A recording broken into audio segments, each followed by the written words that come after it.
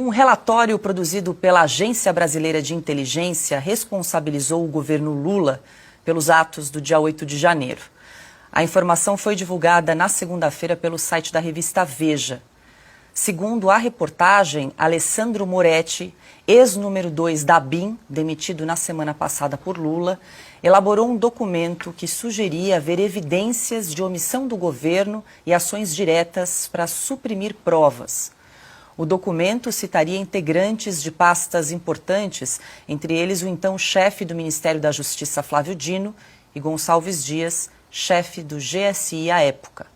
O deputado Coronel Meira, do PL de Pernambuco, pediu acesso ao material produzido por Alessandro Moretti. Por meio de um requerimento apresentado nesta segunda-feira, o parlamentar solicitou esclarecimentos sobre as medidas tomadas em relação aos integrantes do Poder Executivo apontados como responsáveis pelos ataques.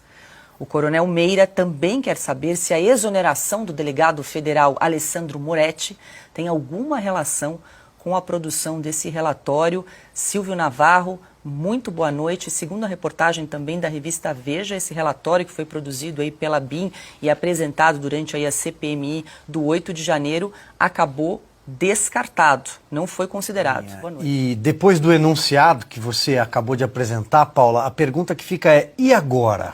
Será que todas essas informações serão analisadas num dos inquéritos que corre na Polícia Federal, no Supremo Tribunal Federal, em mais de um inquérito, porque ninguém sabe ao certo quantos são, ninguém sabe ao certo quem é investigado, o que eles investigam, porque esses inquéritos eles se comunicam de uma forma sigilosa na Suprema Corte, na Polícia Federal e ninguém fica sabendo.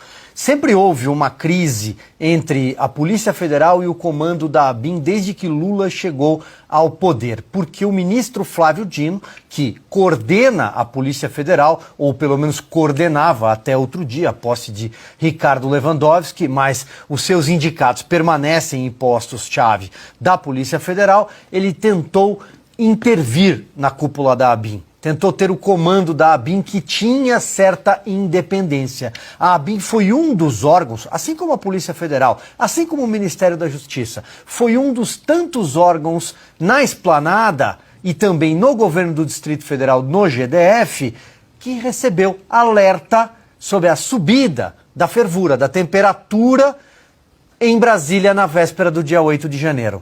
E ninguém nada fez. Ninguém nada fez. Esses relatórios foram descartados. Depois, quando a CPI do 8 de janeiro no Congresso Nacional, que acabou virando um verdadeiro picadeiro do governo, quando a CPI pediu acesso a documentos, eles chegaram adulterados. Principalmente os documentos enviados pelo GSI, o Gabinete de Segurança Institucional, então chefiado por um general que sumiu. Um general que prestou um depoimento à CPI, que todo mundo acompanhou, todo mundo viu que foi uma grande encenação, e prestou um depoimento à Polícia Federal, depois sumiu, não foi responsabilizado até hoje. Era um general que estava na cena do crime. E nós descobrimos isso por causa das imagens divulgadas pela CNN de forma corajosa, que inclusive acabaram culminando na CPI, senão nem a CPI teria acontecido. É evidente que houve omissão do governo. Já basta esse relato, já bastam os alertas que foram ignorados. O presidente deixou Brasília na véspera, em caráter de urgência, para a cidade do amigo Edinho, para Araraquara, por causa das chuvas. Até agora não está explicado o plano escudo de defesa do Palácio do Planalto. Repito, porque o general estava lá dentro, a paisana, acompanhando aqueles golpistas. Por que ele estava lá? Que general não protege a sua fortaleza? Há uma série de eventos aqui e finalizo lembrando as imagens do Ministério da Justiça. Cadê? Sumiram. E a Força Nacional, que deveria ter agido e ficou ali protegendo o Ministério da Justiça com uma guarda pretoriana de Flávio Dino, que estava de camarote, segundo revelou ao Fantástico. Se tudo isso não caracterizar a omissão do governo, eu não sei o que poderia caracterizar.